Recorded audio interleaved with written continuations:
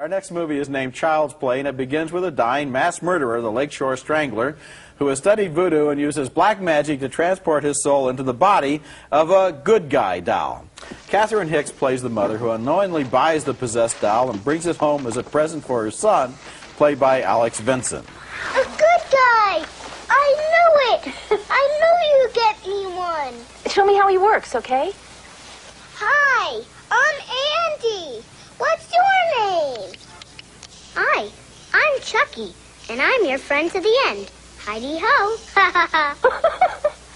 Wow, he's something, isn't he? After his babysitter is killed by being pushed out the window by the doll, the little boy claims that Chucky the doll is alive, but of course, no one will believe him. He said Aunt Maggie was a real bitch and got what she deserved. How can you say something so horrible? I didn't say it, Chucky did. Andy, stop it. You know perfectly well that you're making this up.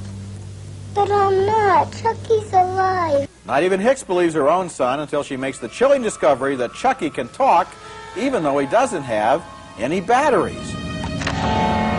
Hi, I'm Chucky. Wanna play?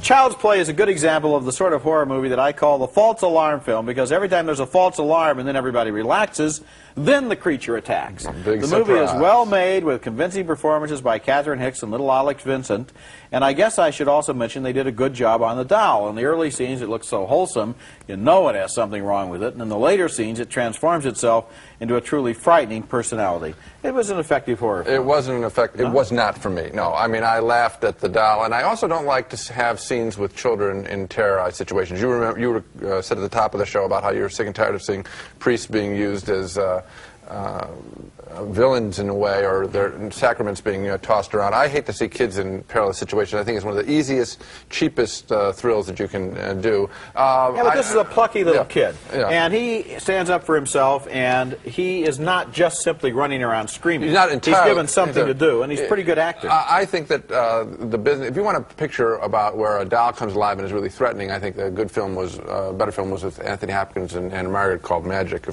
few years ago. This film is not at that league. I just thought it was silly, and I didn't buy it at all.